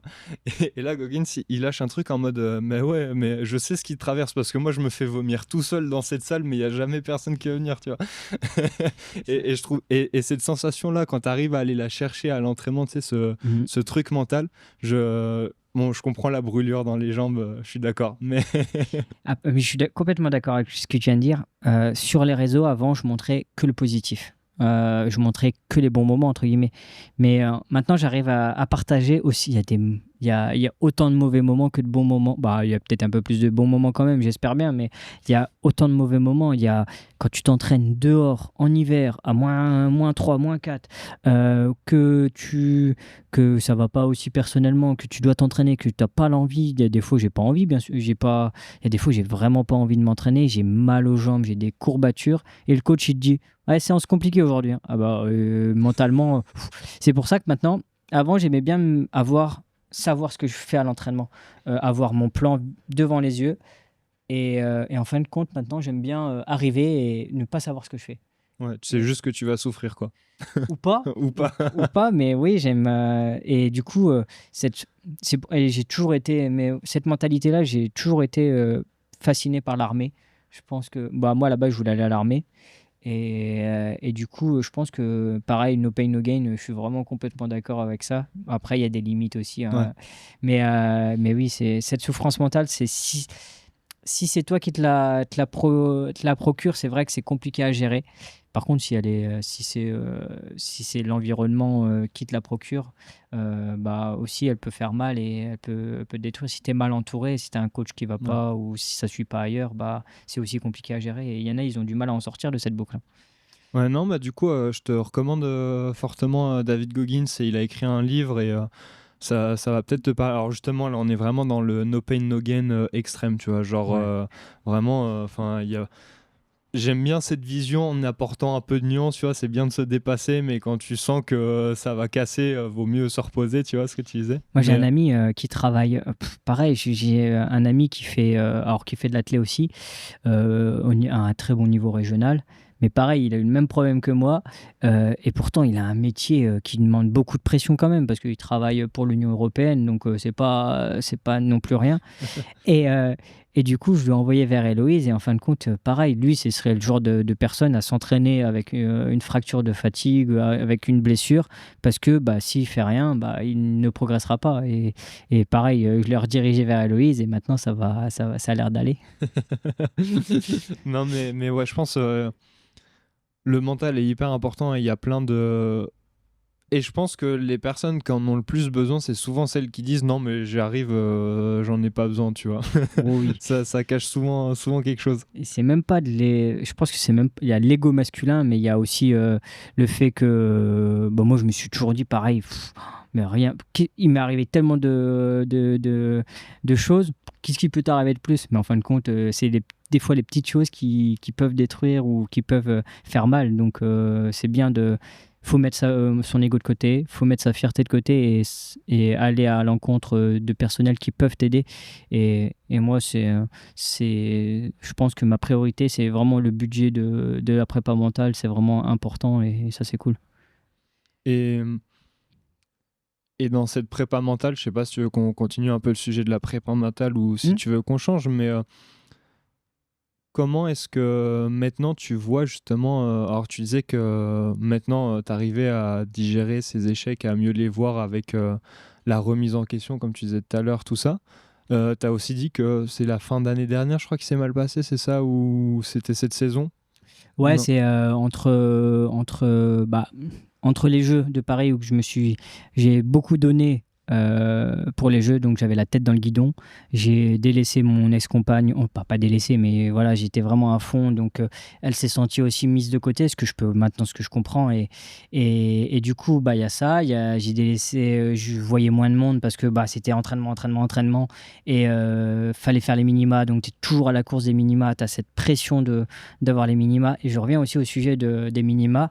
Les minima en France, c'était tellement aberrant que parfois, ça te donne aussi envie d'aller plus loin je donne l'exemple du dopage. Moi, j'ai jamais voulu me doper, moi j'ai cette chance-là, mais c'est aussi ça aussi qui le contraint.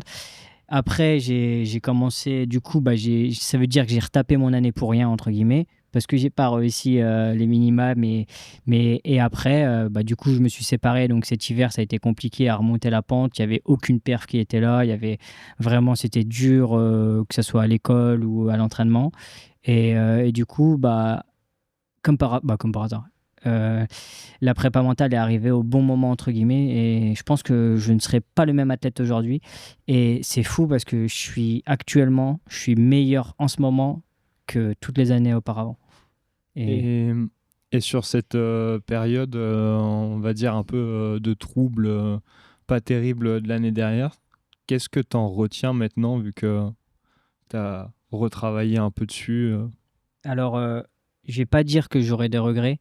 Bien sûr, j'ai un petit peu de regrets quand même, mais il faut pas avoir de regrets parce que bah, j'ai quand même tenté l'aventure.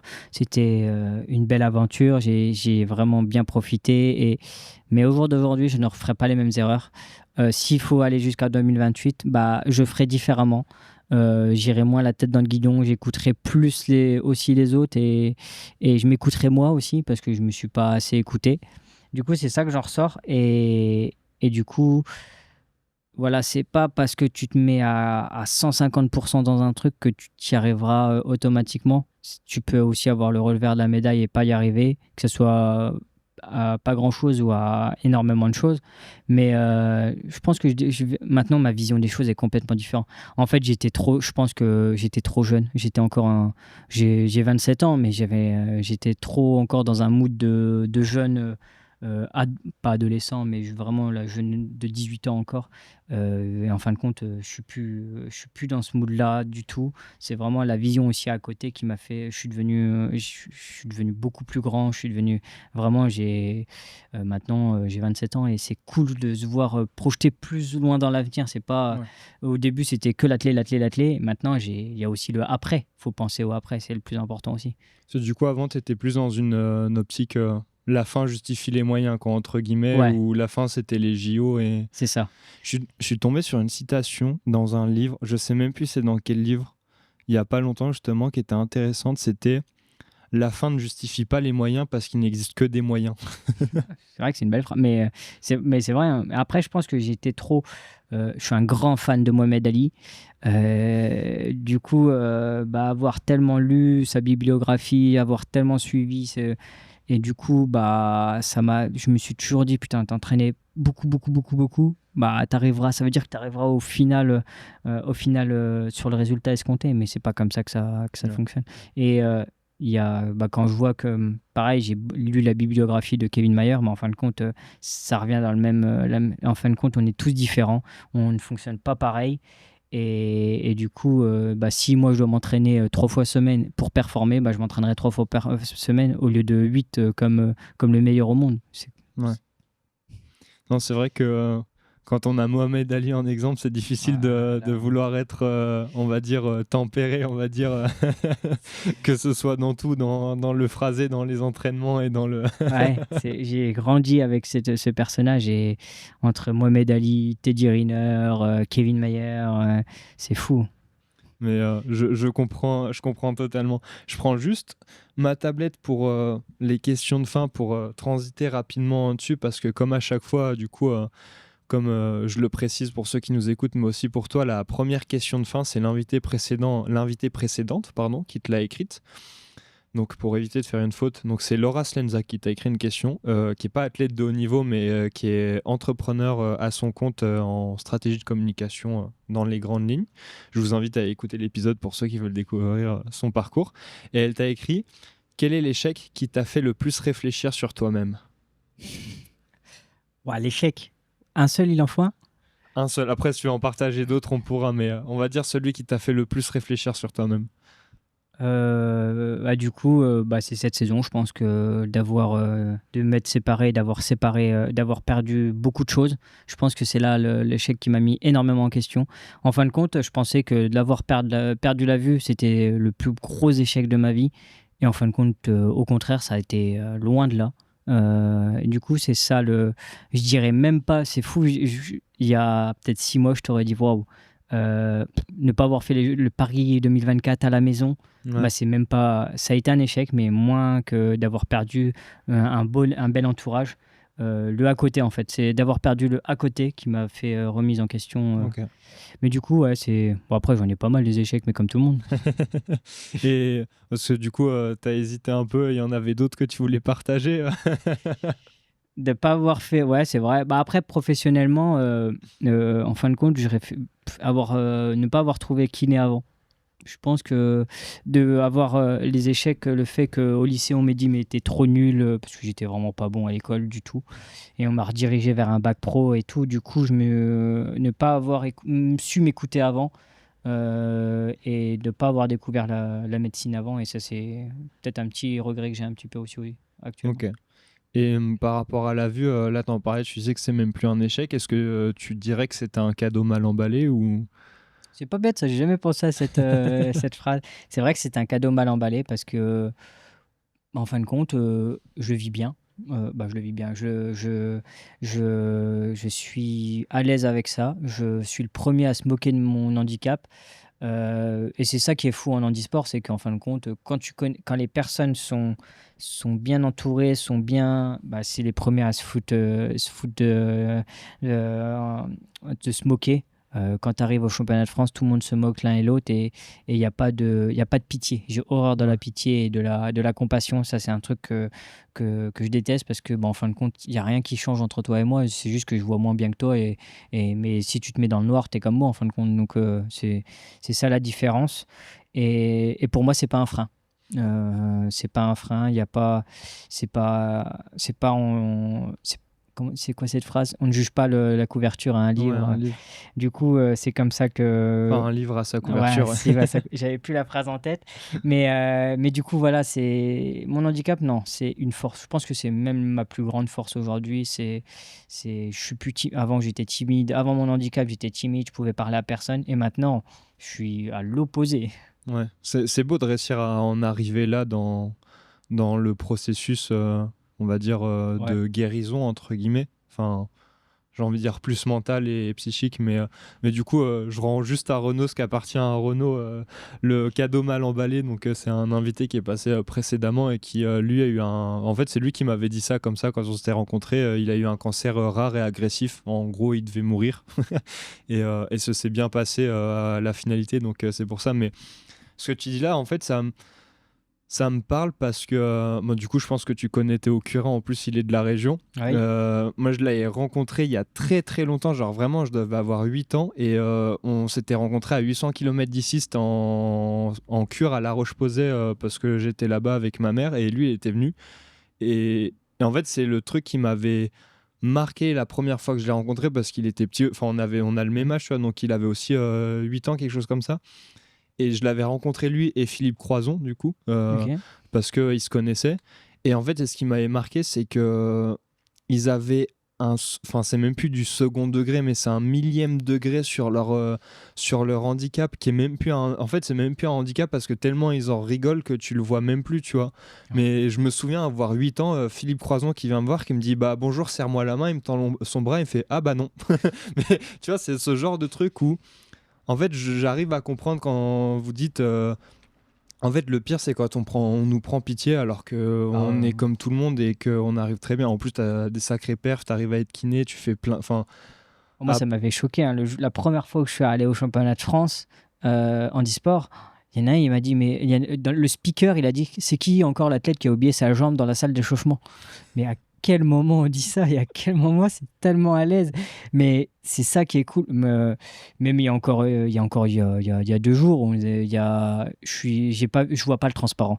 Les verres, je les vois pas. Les portes vitrées, je les vois pas. Il y a plein de trucs et je m'en mange. Et je suis le premier à dire, oh, mais ils ont encore bien nettoyé les vitres. Mais j'adore. Faut avoir de l'autodérision. Bon, je l'ai jamais eu. C'est pas si longtemps que je l'ai, ça, mais une semaine après mon handicap, 2 semaines, non, bon, bref, pas si longtemps après ça, je suis rentré au collège et il y en avait un mec qui m'avait lancé la gomme sur ma tête et il m'a dit, Bigleux, ramasse et Bigler ramasse la gomme.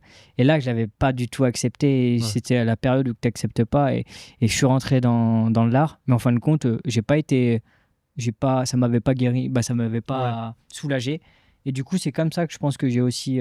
Ça m'a permis l'audidérision m'a fait que maintenant, j'arrive plus à l'accepter. Mais même mes amis, même quand on se connaît, je suis le premier à dire, mais vas-y, n'aie pas peur, au contraire. Si moi je peux me foutre de toi, entre guillemets, sur un autre sujet, allez. Ouais, non, mais c'est très, très beau de le voir comme ça et c'est très cool de passer le message aussi. Bon, faut pas avoir peur, hein, ça. Faut pas Moi, avoir peur. j'ai une petite anecdote qui vient comme ça. Mon entraîneur, c'est un entraîneur valide. Ok. Il n'a pas c'est ça que j'aime bien aussi, c'est qu'il ne connaît rien au handisport. Et encore maintenant, il commence un peu à comprendre, mais il ne comprend toujours pas les classes de handicap, le nombre de... Bon, bref. Et une fois, on faisait il devait être 17h en hiver, donc il fait nuit, pratiquement nuit. Et on faisait du sprint court, donc 60 mètres, 80 mètres. Et je cours. Et en fait, je lui dis à chaque fois, dis-moi stop à l'arrivée, parce que 20 mètres après, il y a des buissons. Et du coup, je cours. Et il a oublié de me dire stop à l'arrivée. Je suis allé tout droit dans le buisson et on a bien rigolé. Je ne l'ai pas mal pris parce que c'est pas de sa faute non plus. Mais c'est ça que j'aime bien. C'est comme ça, il n'y a pas de compassion, il n'y a pas de... Et ça j'adore. Je peux t'en raconter une deuxième comme ça, mais pareil, saut en longueur, il met des plots dans le sable pour qu'on les dépasse. Parce que je m'entraîne avec les valides, donc il fait ça pour les valides. Mais moi, ça me sert à rien parce que je ne le vois pas le plot.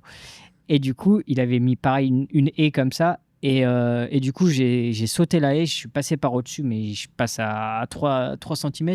Il me fait, t'avais vu que je l'avais dépassé la haie? Non, moi je n'avais pas. Et on en rigole. Et cette vidéo-là, elle avait fait le buzz aussi sur les réseaux parce que c'est rigolo. Non, mais ouais, en fait, c'est marrant. En fait, tu vois, c'est par rapport à l'anecdote que tu disais avant avec la gomme aussi, tu vois, là, il y a un côté aussi drôle parce que tout le monde en rigole, mais il n'y a pas aussi un côté méchant comme il pouvait avoir avec la gomme, tu vois. Et je pense que c'est ça, c'est qu'en fait, on peut tout se permettre du moment que ça reste dans la bienveillance Ça, je suis d'accord. et dans le respect, on va dire. Mais c'est bien de voir que tu en rigoles avec ton coach aussi. Mais c'est fou parce que je pense que maintenant, je suis plus complexé par mon poids. Moi, ça va mieux, mais j'ai toujours été aussi complexé parce que je suis maigre. Mais maintenant, je suis plus complexé par mon poids que par mon handicap. Ouais. Donc, Encore un sujet qui mériterait un épisode complet, mais si tu veux, on pourra en refaire un deuxième là-dessus. Mais c'est vrai que ça fait. C'est un truc qu'on n'entend pas souvent et enfin qu'on entend un peu plus, de plus en plus, qui se démocratise et c'est cool.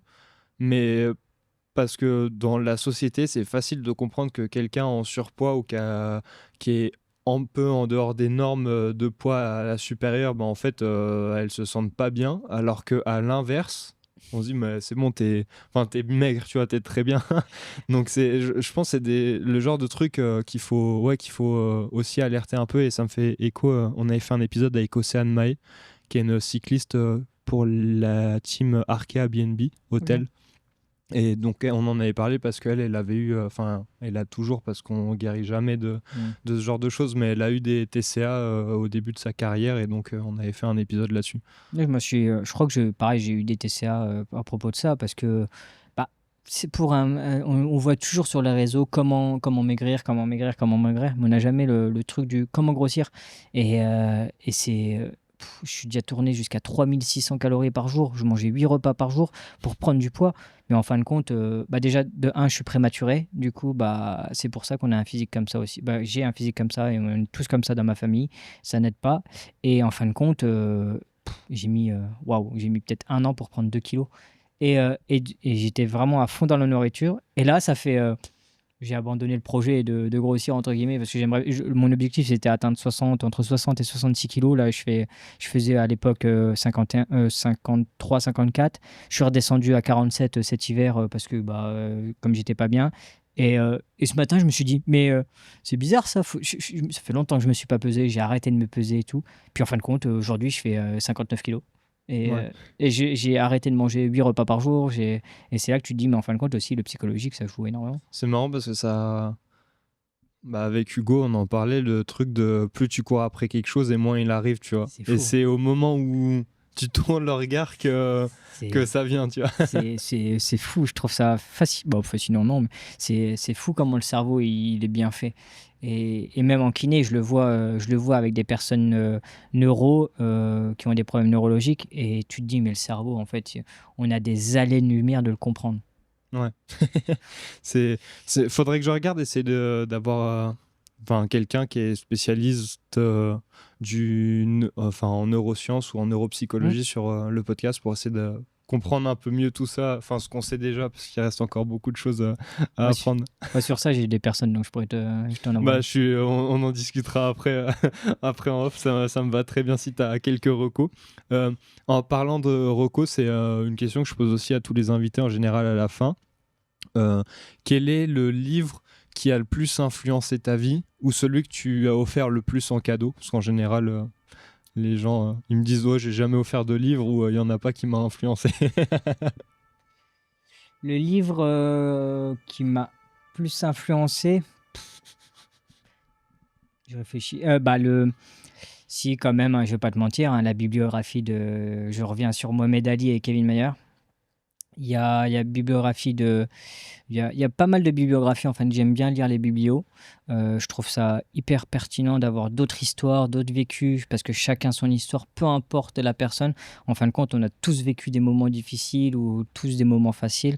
Et pareil, quand je vois les entrepreneurs d'aujourd'hui, les plus grands entrepreneurs, ils ont un parcours de vie aussi hallucinant. Du coup, il y a pas mal de. Mais c'est les deux principaux, surtout Mohamed Ali, son livre et le film. Ok. Et sinon, j'écoute pas mal de podcasts. Je lis pas beaucoup, je t'avoue. Bah si, je lis juste Pas dans le de domaine de souci. la kiné, mais je lis pas beaucoup. Mais oui, j'écoute pas mal de podcasts quand Et même. en podcast, si tu veux faire d'autres recos, en général, je demande souvent les livres parce que c'est ce qu'on repartage aussi et c'est ce que les gens demandent. Mais si tu as d'autres recos que tu veux faire aussi là, Bah, n'hésite pas, il y a hein. pas mal. Alors, tout le monde le connaît, hein, Légende de Guillaume Play. Il y a Extraterrien que j'écoute pas mal Ouais. aussi. Et puis maintenant, toi. Merci beaucoup. Merci beaucoup. J'espère que je pourrai t'accompagner sur tes séances avec d'autres invités Ouais, avec plaisir. autant intéressants que ceux que t'as pu écouter. Euh, dernière, avant-dernière question, pardon, je me trompe à chaque fois justement avant de clôturer l'épisode. Est-ce que tu as une personne que tu me recommandes d'aller interviewer, un ami, un athlète, une personne qui a une vision différente de toi, mais ou que tu aimerais bien voir passer derrière le micro pour voir ce qu'elle raconte? En sportif, je pense qu'il y a une. Alors, je suis proche de cette personne, mais à la fois non plus, mais qui m'a énormément impressionné, c'est Helios Lachumalaya, qui faisait du Ok. judo avec moi. C'est un champion paralympique de Tokyo, qui est déficient visuel, mais il a un niveau de Ligue 2, entre guillemets, au judo, chez les valides. Il est monstrueux, il a un parcours de vie aussi fou. Il y en a plein, en fin de compte, je pourrais te. Mais Helios, vraiment, c'est un super athlète, une super personne. Et en autre porte, sinon, Dimitri Pavadé. Ouais, qu'on parlait en off du coup tout Alors à non, non, l'heure. c'est un autre Non? Dimitri. Ah, c'est un autre Dimitri. C'est une personne Ah, si, c'est bon, je vois. qui est Euh, pareil, qui est qui est en super. attelé aussi avec je sais plus comment ça s'appelle, des Prothèse. lames, Ouais, des prothèses. ouais, Ouais, ok, je vois. qui a un parcours de vie aussi super. Et sinon, dans d'autres domaines, il y a pas. Si tu veux un kiné, je peux t'en proposer un. Bon, on verra pour le Mais reste les deux, voilà, les en deux off sportifs pour. qui m'ont donné envie, ou que leur parcours m'a impressionné, c'est ces deux sportifs-là. Ok, bah j'essaierai d'aller les contacter, de faire Mm. un épisode avec eux. Merci beaucoup.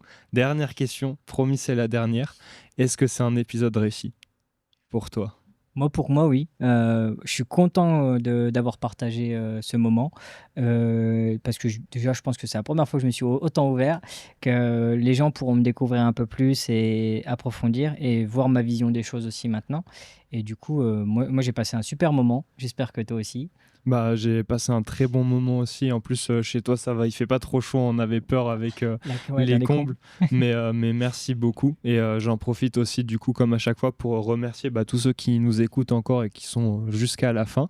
Vous pourrez retrouver, comme à chaque fois, tous les liens de Christian dans la description. Et dans la description, vous retrouverez aussi un lien qui mène vers une page Notion avec toutes les références et tous les livres recommandés par les invités avec leurs liens pour les retrouver plus facilement.